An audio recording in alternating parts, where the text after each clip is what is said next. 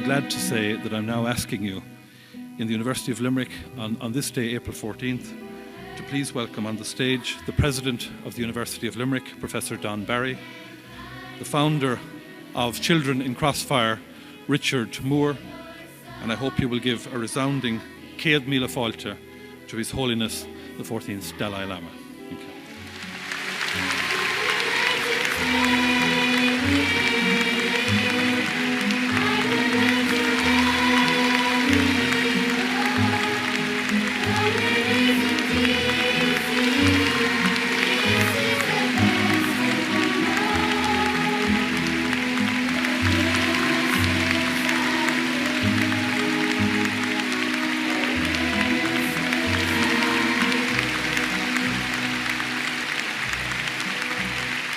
Distinguished guests, visitors, colleagues and students, I am absolutely delighted to welcome you all to the University of Limerick for this marvellous occasion. I know that many of you have travelled long distances to be here, from all over Ireland, from the UK and right across Europe. You are all most welcome. I would also like to give a warm welcome to those who are viewing online. This event is being streamed on the UL website to allow as many people as possible to join in the experience. We are honoured and privileged to have with us today His Holiness the 14th Dalai Lama. We heartily welcome you, Your Holiness, and thank you for your gracious presence here today.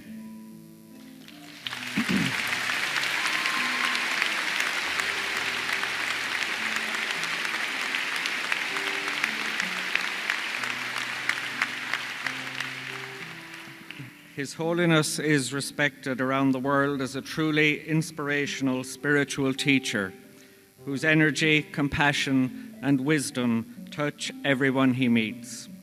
He is renowned for his tireless efforts to promote the peaceful resolution of human conflict, and his message on the power of forgiveness will have a deep resonance for everyone throughout the island of Ireland.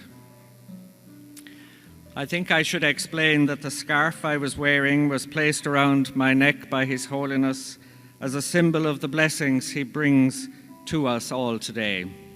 This kata has symbols of protection, freedom, compassion, happiness, and love. And I know that all gathered here today are embraced in the good wishes that it embodies. It is fitting that His Holiness should come to you well. We are committed to making our university pioneering and connected, and it is part of our DNA to reach out in pioneering ways to connect with those who need assistance. We genuinely want to serve our communities and make a positive contribution to the lives of our citizens. In this spirit of partnership, I am delighted to see so many representatives of voluntary and community organisations here today, many of whom have collaborated with the university. Our staff right across the university are involved in many community outreach activities that provide educational opportunities for all sectors of society, and UL is particularly involved in the regeneration of our beautiful city of Limerick. Improving the lives of others is also something we have in common with Richard Moore. I think we can all take inspiration from Richard's truly remarkable life story and the charity Children in Crossfire, which he founded to help children in conflict situations. And for making this very special day happen, I want to express my appreciation and indeed your appreciation to Richard for bringing the Dalai Lama to Limerick. Thank you, Richard.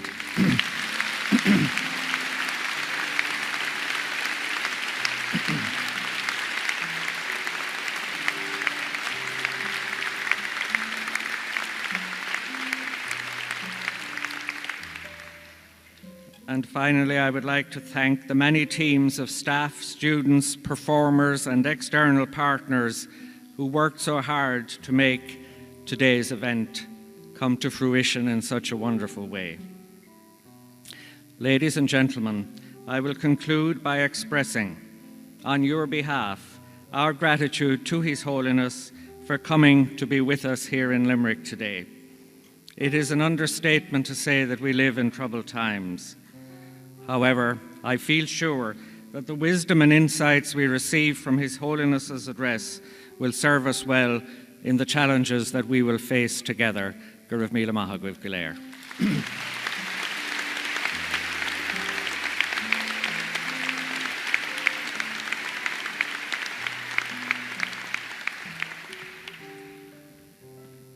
Thank you, President. And now we will hand over to Richard Moore, who will introduce His Holiness the Dalai Lama. Richard.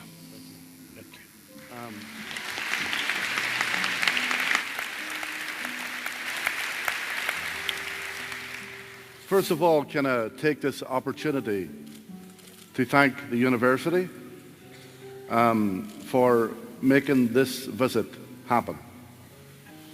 We've met since last June or July to discuss the visit, and the university has cooperated in every way to make this event as special as it can be for Limerick. I would like to acknowledge Eamon, Cregan, Terry Brown, and of course the President, Barry, for all their support and cooperation and assistance throughout the arrangements here. I would like to thank all of you for coming here today, because without you, we wouldn't have an event. And at the end of the day, for me, His Holiness has come here today to see you. I lost my eyesight in 1972, as you know, as a result of being shot and blinded by a rubber bullet. I'm glad to say that the soldier who blinded me is in the audience. And Charles, I just want to say you're very welcome.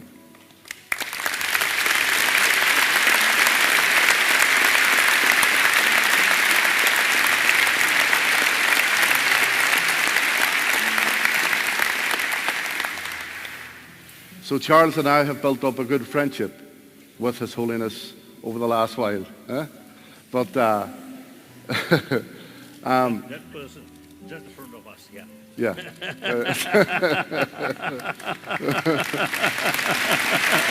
Wonderful.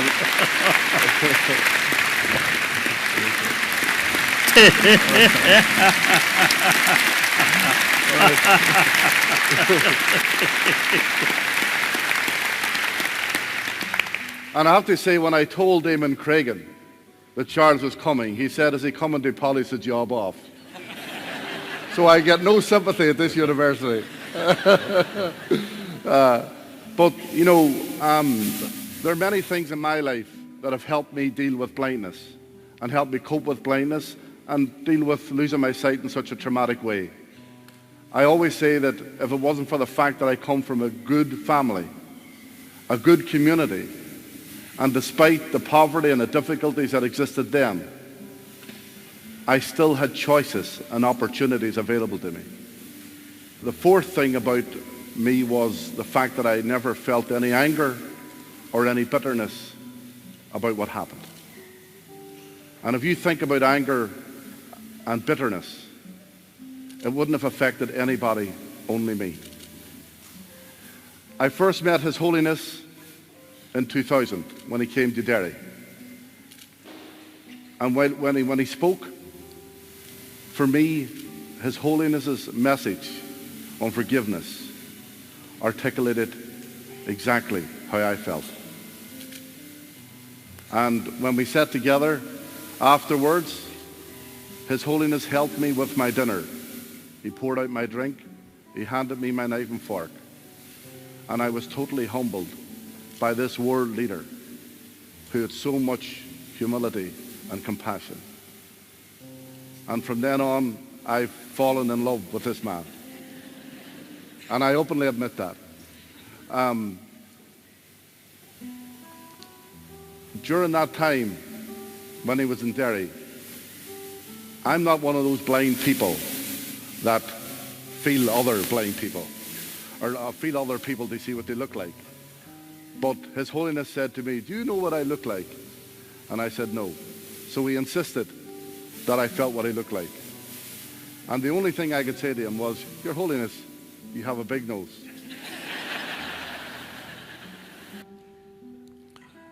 I was saying to His Holiness, or I was saying to you that there was a lot of people that emailed me and with various problems and major difficult lost loved ones through violence and other means.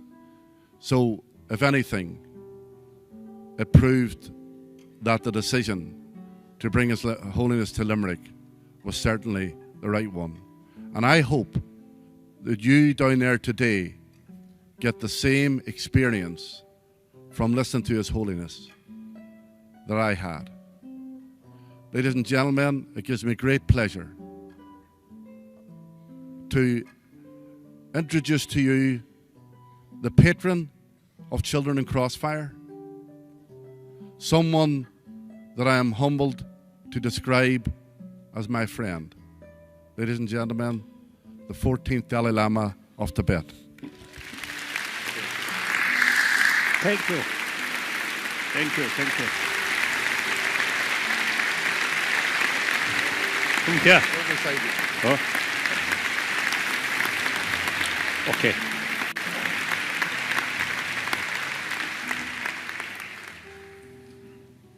I think as a sign of respect, I will stand. And also so I can see more faces.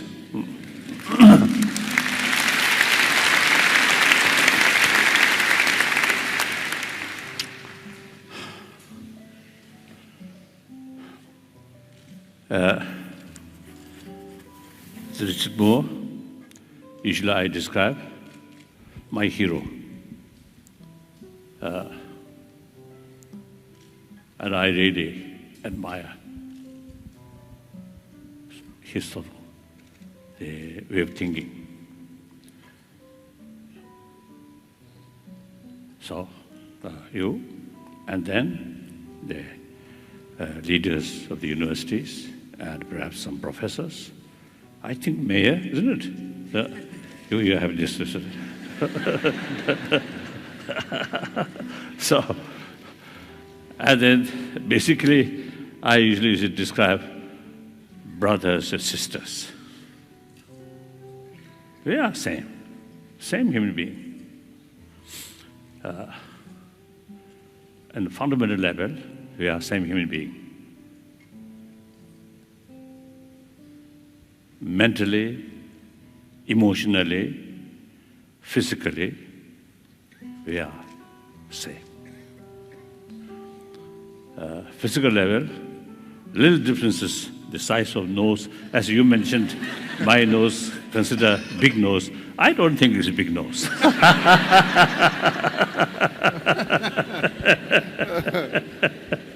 will check.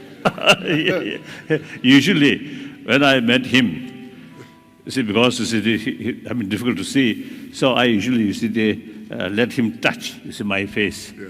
That usually I sort of the way to introduce myself. So he found my nose a little bit big.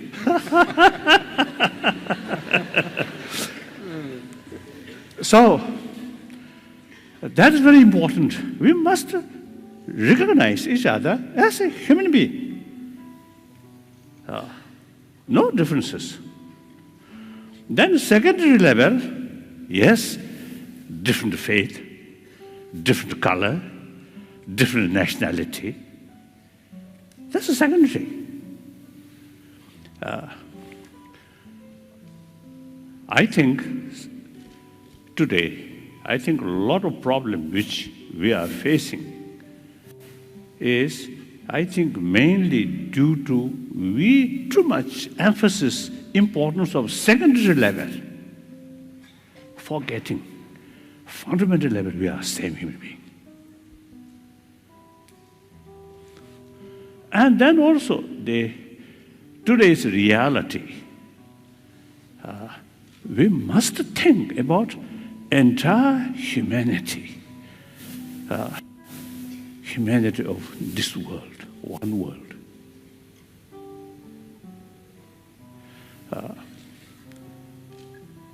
I think when we're facing some problems, if we carry dealing these problems with a sense we are same human being, my interest related with their interest related to my interest. I always consider I am just one of the nearly now 7 billion human beings. I am part of the humanity. So for my own sort of happy future, entirely depend on rest of the humanity. No matter one single person, powerful or very rich, still part of the humanity. If the humanity happy, peaceful, more compassionate, and everybody get the benefit. And then now modern economy, global economy, no national boundary, no religious boundary, and also ecology problem, no national boundary, no religious boundary. So that's the reality. So time comes, think for entire humanity, and we must talk on the level of human being.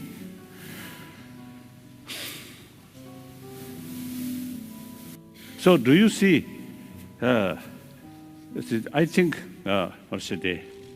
through my expression, you may, some extent, you may read, is my sort of mind, right? My mind. Now, for example, everybody have the feeling of self, I. But nobody pinpoint what that I. Nobody knows, right? Nobody knows. It's 1,000 years, different sort of tradition, different explanation about self, but still not very clear. But in any way, everyone has the feeling of self, feeling of I. And with that, feeling of pains and pleasure. And through that way, by nature, everyone wants happiness, pleasure, joyfulness, even an animal. Same feeling, same sort of desire. And since it's an experience of pain, we do not want. So we want to overcome pains, problems.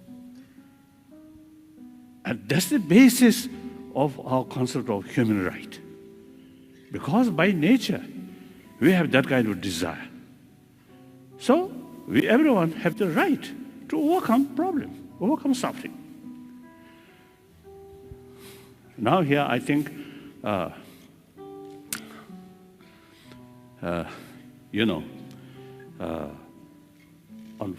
because the human level, I usually, share with people the ultimate source of peace of mind, happiness in mental level is within ourselves, not money, not power, not status. Some of my friends, maybe billionaire, very rich, but as a person, very unhappy person. The plenty of money fail to bring inner peace. And also those people who are very powerful, I think in deep inside, a lot of anxiety, a lot of stress, a lot of fear and distress. So material value will not bring real inner joyfulness or inner peace. So the only thing is affection or warm-heartedness. That really brings inner strength, self-confidence. That reduces fear. That develops friendship, trust. Trust brings friendship. We are a social animal. the genuine cooperation among each other is very necessary. Genuine cooperation entirely based on trust. Trust is there. Then, naturally bring together. So therefore, once you see within yourself, more compassionate mind, heartedness, whole atmosphere become more positive, more friendly. Through that way, you see, when you look at the front, yes, you feel, oh, my friend. Look this side, oh, friend. This side also. If you keep here fear, distrust, and you yourself make little distance from other, then that person look here, oh, little suspicion, distrust, more cautious. Look here, again cautious. Look here, again cautious. As a result, deep inside, lonely feeling. Then the problem, blood pressure, too much stress, all these come. One occasion, I think in New York, Columbia University or something, there's one sort of conference with medical scientists. Yesterday, also I mentioned, at that was a conference, one medical scientist in his sort of was a presentation, he mentioned those people who express often I, my, mine, like that. So such people have greater chance or greater risk of heart attack.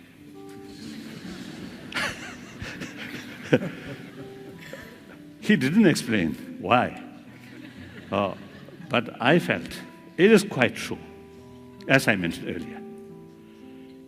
Deep inside, fear, distrust, and you yourself always remain a little distance from the rest of the human brothers, sisters.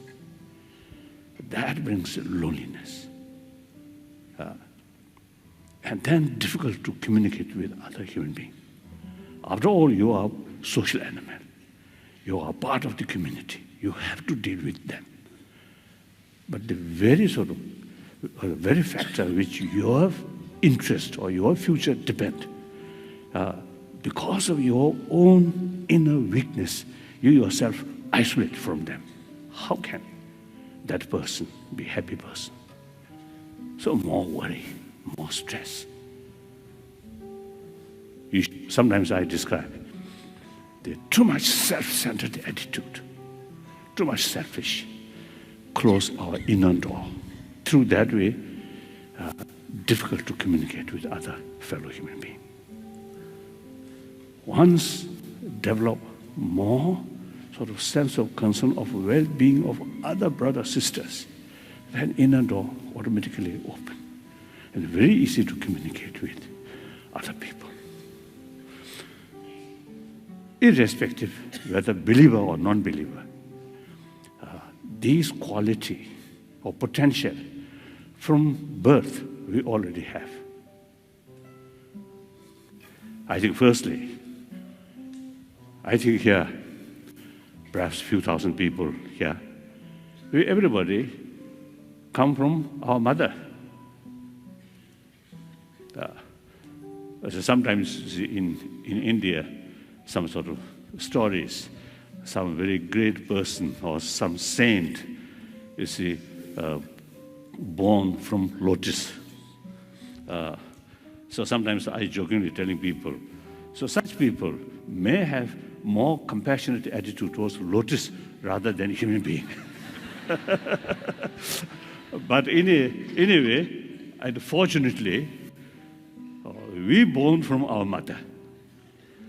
So as soon as we're born, by biological factor, both sides, mother side and child side, some kind of immense sort of feeling of closeness, trust. So from mother side, because of that strong emotion of loving kindness or affection, brought energy from mother in order to protect or in order to care, in order to take care of our child. That's a biological factor, not come from religion, religious faith. Look, animal, no religion, no constitution, no police force.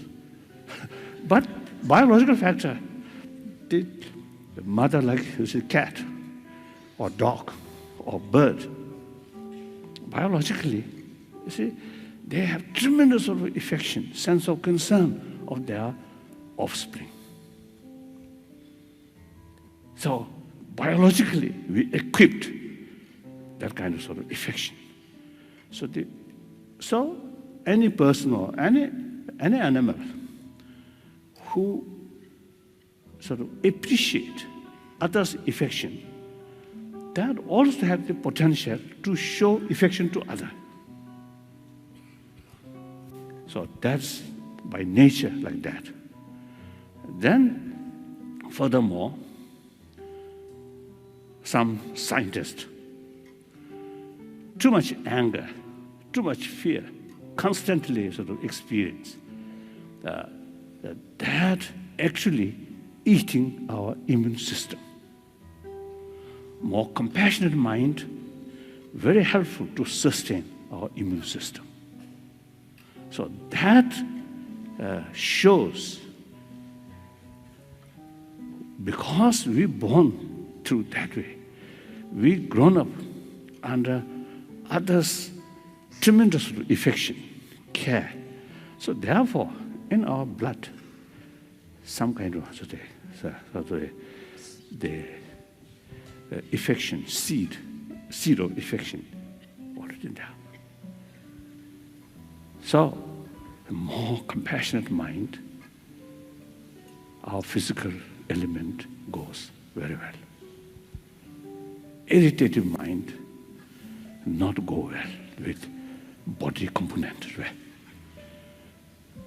So, we can say basic human nature is more positive, more compassionate. And after all, we are social animal. Even other animals, those kind of social animals, they also have limited altruism, because that need for survival. So then we, human beings, because of this intelligence, altruistic mind can extend, can increase, can expand. The compassion, which come from biological factor, that as a seed. Then using our human intelligence, the thinking or the investigation, the pros and cons are there, pros and cons. Then you get conviction, you get awareness. And the warm-heartedness is so important. And for the society, for the family, for individual. Individual also, you see, the more compassionate mind, the individual get best sort of result. Sometimes I jokingly, half joke, half truth. When I passing through some street, my usual sort of way, I always smile. So sometimes, you see, the people who a little bit reserved people, and especially, you see, some young girls, when I smile, I think they get some suspicion. Instead of sort of happiness, you see, they look rather, oh, why? This person smiling at me, that kind of attitude. So that means, so smile, showing other, asking him, brother, sister, I feel happy. But that, my sort of compassionate attitude, not necessarily brings some happiness to other. That brings more suspicion, more worry. So as a result of practice of compassion, the first beneficial benefit go to oneself. So I want to make clear this. Sometimes people feel, practice of compassion is something good, something nice to other, but not necessarily to oneself.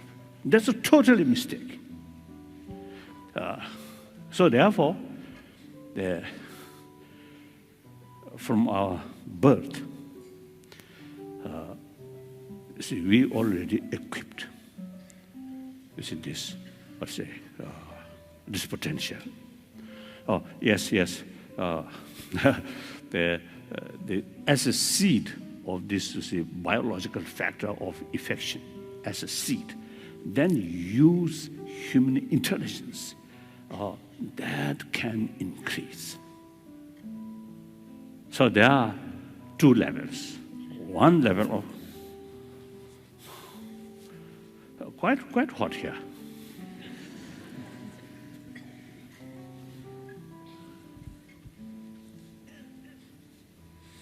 Too thick, isn't it? So one, the level of affection or compassion, mainly biological factor. That's very limited and also oriented about others' attitude.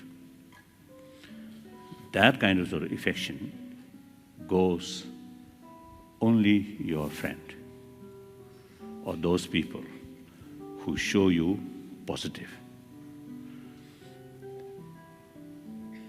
Then another level of compassion through training, through using our intellectual intelligent. As I mentioned earlier, it's pros and cons. Then you get conviction. Extreme self-centered attitude is self-destruction. Think more other. That's really bring inner strength. So through these conviction, then deliberately expand or extend our sense of concern, of well-being, not only towards your friend, but also the neutral people. Then finally, even your enemy or your troublemaker. Once your genuine sense of concern, of well-being, reach your enemy, then that compassion is genuine, trained compassion. Unbiased, limitless, infinite. That we can do because of this marvelous intelligence. One example, one Tibetan monk. I know him very well. After 59, he spent about 19 years in Chinese Gulag. So in early 80, he found opportunity to come to India and join his previous monastery. I know him very well. So I just used to talk about his experience during those 18, 19 years. And he told me, during that period, few occasions he faced some danger. I thought danger on his life, maybe. I asked him, what kind of danger? He told me, danger of forgetting compassion or losing compassion towards the perpetrators. Perpetrators. Also those Chinese who oh God, or something like that. So as a result, such person really, you see, practice infinite compassionate sort of also the value of compassion. Result, that person mentally very peaceful, very calm. And one occasion, after meeting with scientists, I think last now 30 years, almost annually, we have series of discussion with modern scientists, mainly come from America, and at least 3 universities, Wisconsin University and Emory University, and then Stanford University. Now already, last few years, they carry some program, some research work about the value of compassion, these things, and how much relation with our body and our brain. So, one occasion, we simply, you see, I mentioned this in this sort of the experience, that monk. Then they want to test some of these people. And afterward, you see, they found those people who passing through very sort of difficult sort of period, very difficult life, but their mental state unusually very sort of peaceful. Usually people who passing through such sort of experience, the traumatic sort of experience, then afterward some kind of a traumatic experience sometimes happen. So they found that these scientists, after they interview and test, they found, very sort of the peaceful mind. So result, now this particular person, now his age, now 93, 94, still okay, physical okay. So the mental sort of attitude, very important for our health. About 2-3 years ago, I passing through, surgery, the gallbladder removed. So since then, I jokingly telling people, I think I mentioned to you or not, I can't remember, but since then, I told, you see my face, same face, but in reality, one important organ of human body missing. So my body, not complete human sort of body. So in any way, usually, you see, they say that sort of surgery takes only 15-20 minutes, they can complete. But my case, 3 hours took 3 hours because of the complication. But then within 6 days, or within 1 week, completely recover. The doctor is surprised, the physician surprised. Wow, although the surgery itself quite complicated, but the recover is unusually sort of faster. So that's my own experience. While I would lay down on the surgery sort of table, and a few days in the hospital, I feel okay, not much sort of anxiety, not much sort of problem. So the nurses and the physicians, within a few days, we become a very good friend. I joke, I tease them like that. So they themselves, you see, afterward, they told me, some of the physicians, since our meeting, their whole life is changed. One physician's wife used to tell me, physician didn't tell me, but the wife used to tell me, my husband, before a little bit difficult, but after that sort of surgery, after that way, my husband become much more gentler. So in any way, you see, they have more compassionate sort of mind, practice compassion. Really benefit not only oneself, and also you see, create some kind of positive atmosphere. Of course, no, I'm saying these things not sort of I'm something sort of something special. No, nothing. We all have the same potential, same intelligence. It's the same potential. So only thing is, we from childhood we trained. So through training, through study, we pay more attention about our inner value. So you also say the only question is pay more attention in our inner value. Then you get, let's say, more experience. So usually, when I always listen BBC, so always talk about money, economy, and the politics. So, and look, you see, the people sort of, I think the general sort of, the attitude, unless you are seeing some sort of,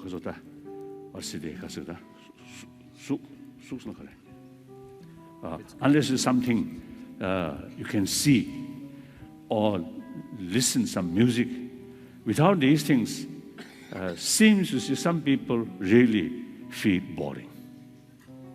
So whole day, look television and listen music. This, I feel, one indication we are lacking experience, inner value, or looking inward. Simply, you see, thinking about our mind, about our inner value. And through that way, gain more self-confidence, inner sort of peace. Then these, without seeing, without hearing, simply think, you get immense sort of peace, immense benefit. Through that way, traditionally, people who remain solitude, hermit life, years, because they have the technique, they already know how to bring inner peace through looking inward. Actually, see, there are sort of two categories of happiness and pains.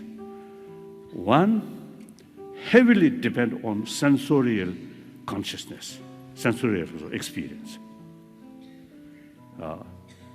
Seeing some nice thing, hearing some nice thing, and that brings some inner satisfaction. That kind of satisfaction entirely depend on external means, external things. Now, another level of pains and satisfaction does not depend on sensorial experience. Now, for example, some memory about past sort of experience, feel sort of joyfulness or pain. That's mental level. So these two, mental level experience and physical, the sensorial level experience. The sensorial level, the mental level is more superior. I think, you see, we can examine. Physical pain, sometimes mental sort of peace or mental happiness can subdue physical pain, isn't it? The mental pain cannot subdue by physical comfort. Clear? What? Some sense? What do you think? Okay. So the mental level experience are more superior, more important, more powerful than sensorial level. So now modern education, modern society, I think we too much emphasis about sensorial level experience. I think now time come. Now here also, you see, I want to share.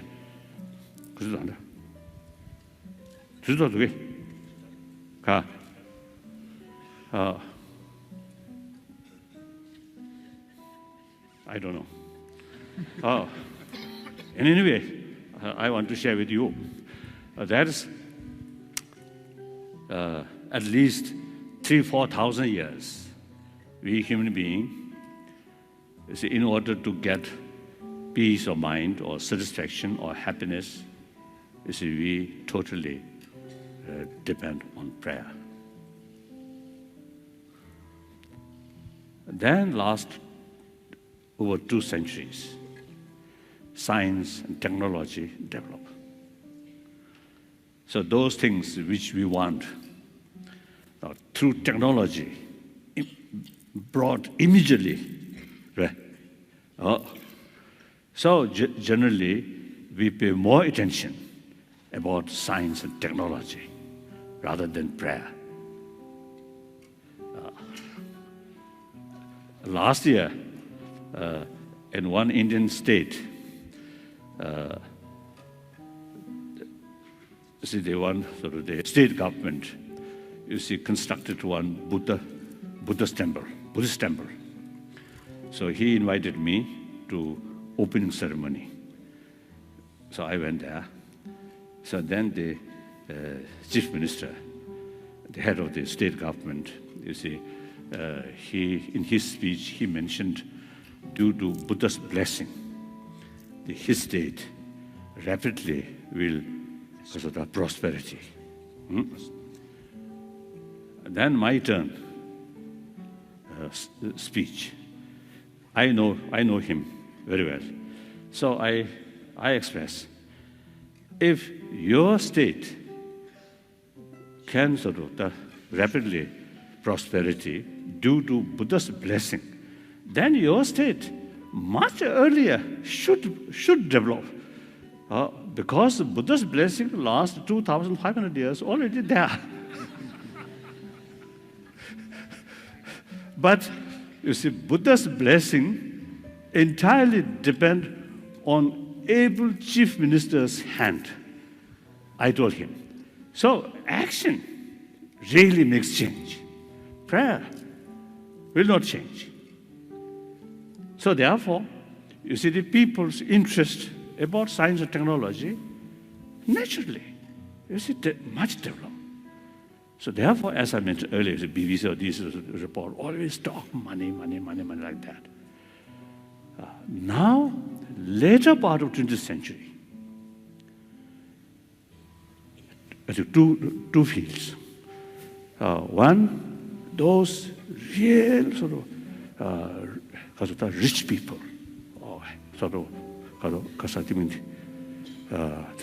society, material, affluent material society.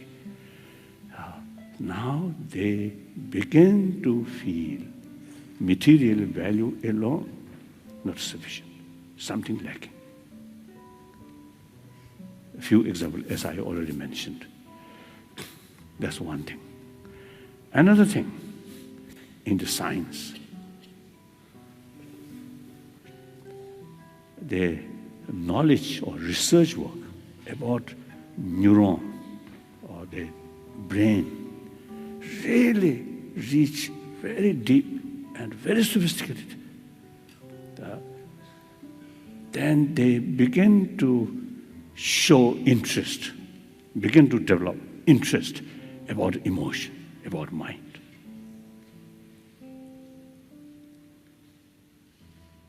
So, we human beings, not only this body, but there is emotion.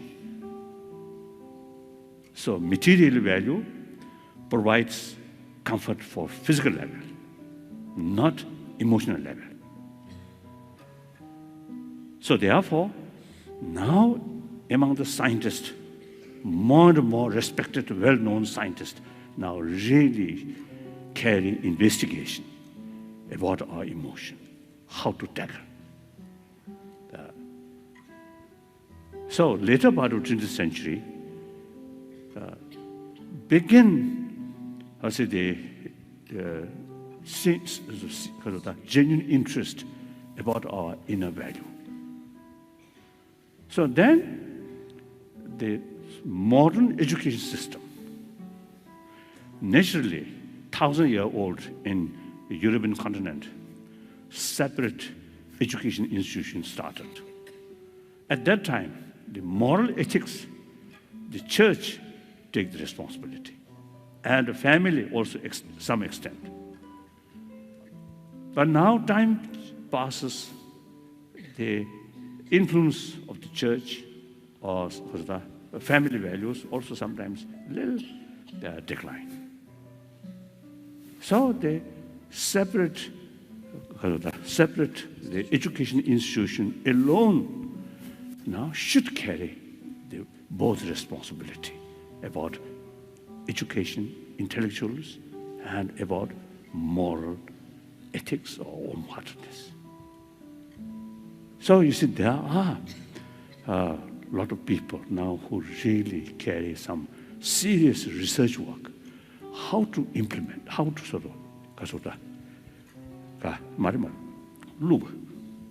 how to bring in modern education curriculum some moral ethics, education of warm-heartedness.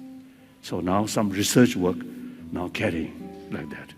So these are now, you see, we people, through our own experience, now we are becoming more mature. So not only pay attention about material value, but also the internal value. So now here, on that respect, various different religious traditions have special role. So I'm very, very happy now here.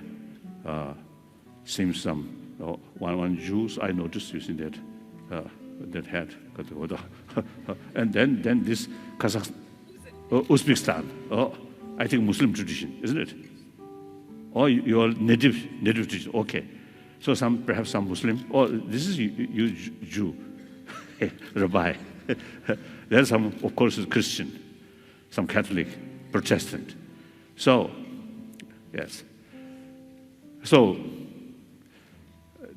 all these major religious traditions, in spite different philosophical view. In philosophical field, basically two categories: theistic religion, non-theistic religion. Big differences.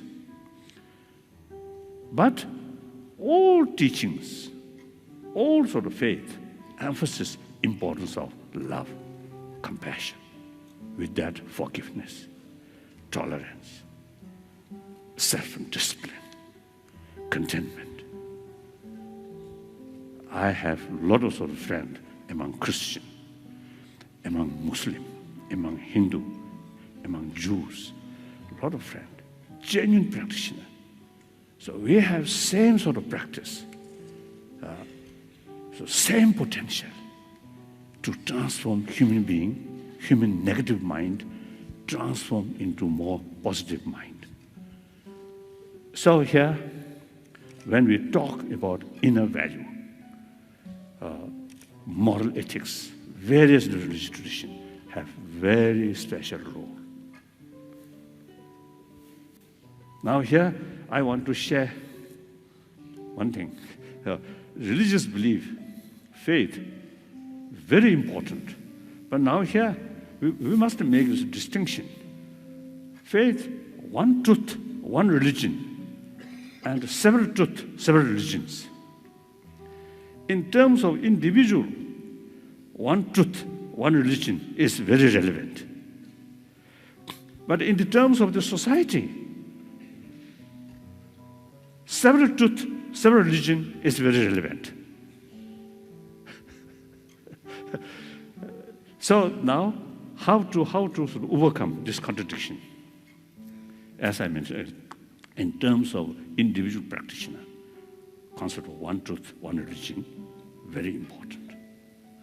in the terms of society or community. Even now, modern society, even a family, there could be it's a different faith. So therefore, in the terms of the group of people, the several truth, several religion is very relevant. Another thing, one time in Argentina, we have, you see, one meeting, some scientist, some religious leader. The one scientist, one physicist, you see, he mentioned, he is a physicist, but he should not develop attachment towards his own scientific field. I think that's very great. I'm Buddhist, but I should not develop attachment towards Buddhism. Because once I develop attachment, that's one kind of emotion that, you see, if you too much attachment towards your own faith, then your mind becomes biased. Then you can't see the value of other tradition. You must be faithful towards your own tradition, but you should have open mind about other tradition. We should look at other tradition openly, objectively. Then you can see the value.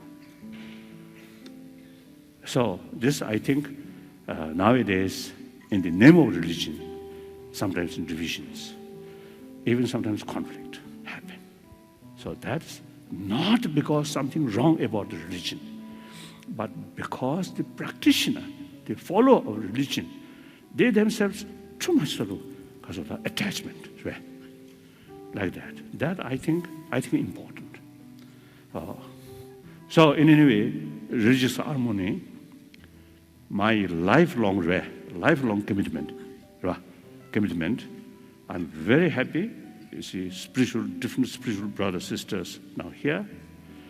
See, we inspired a different philosophy, different tradition. We all same practitioner about warm-heartedness.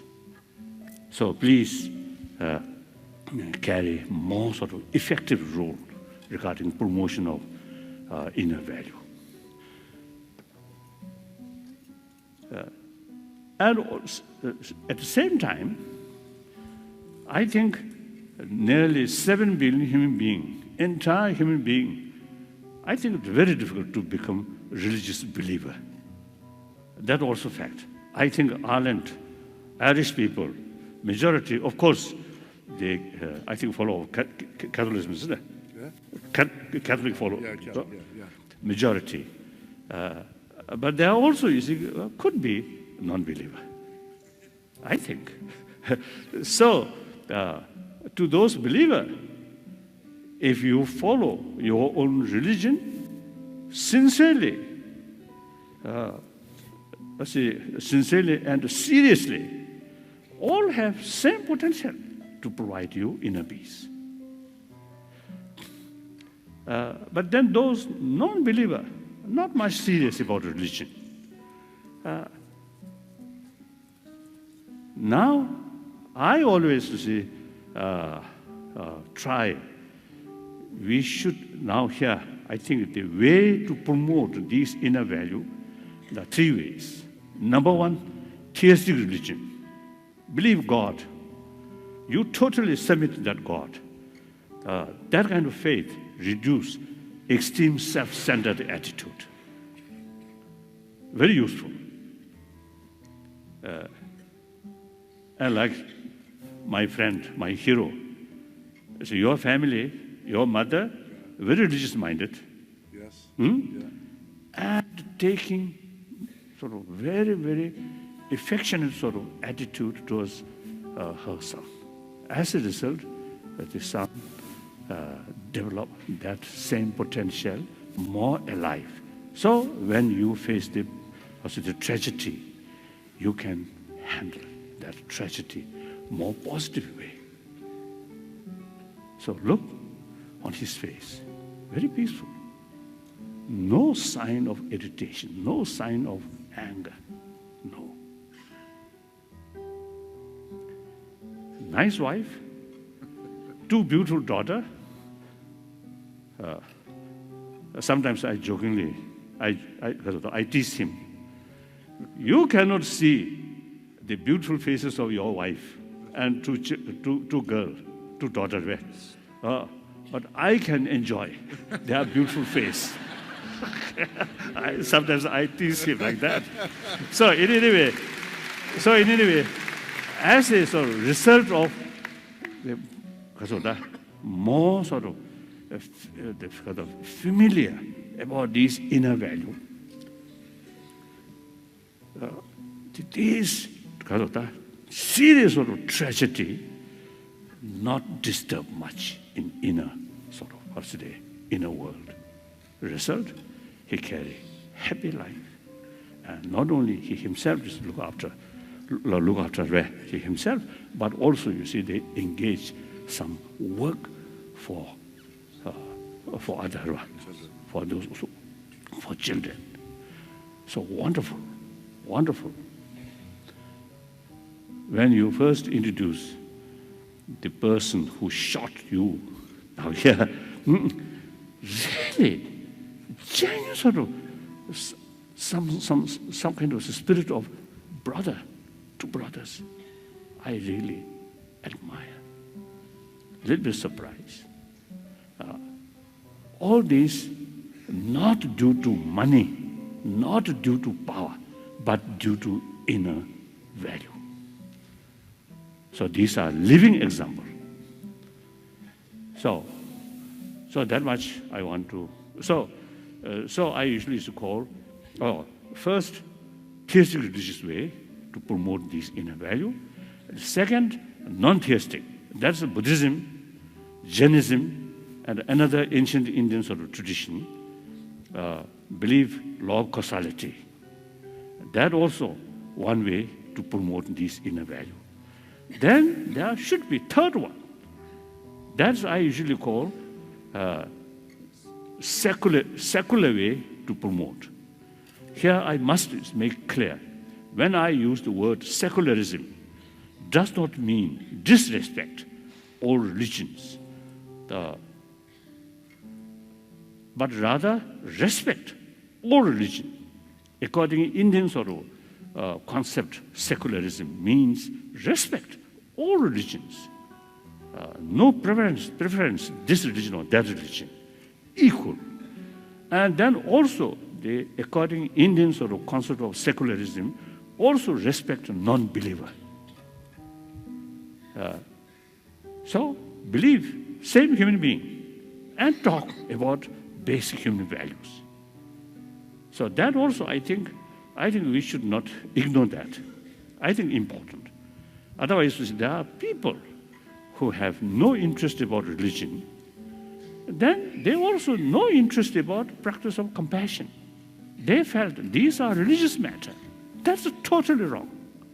Whether you accept religion or not, it's up to individual business. But pay more attention about these inner values. This is your own interest.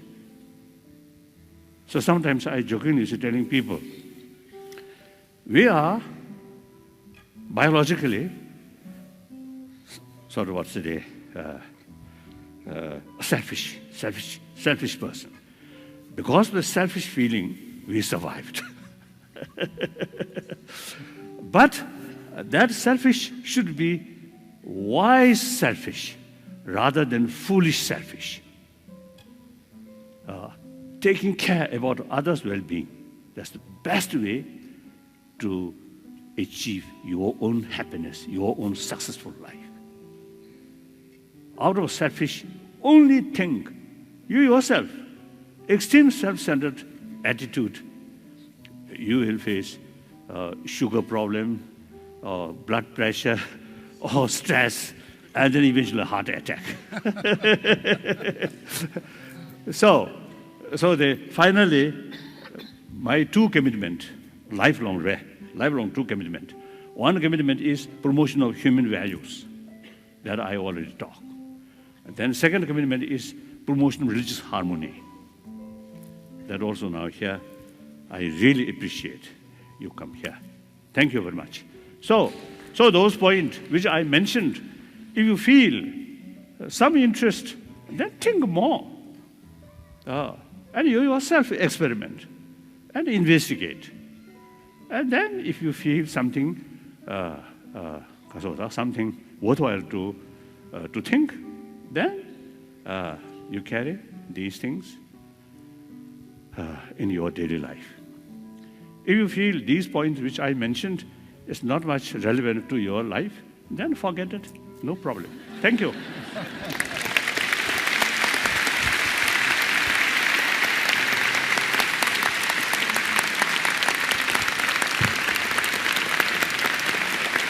Thank you, thank you, thank you.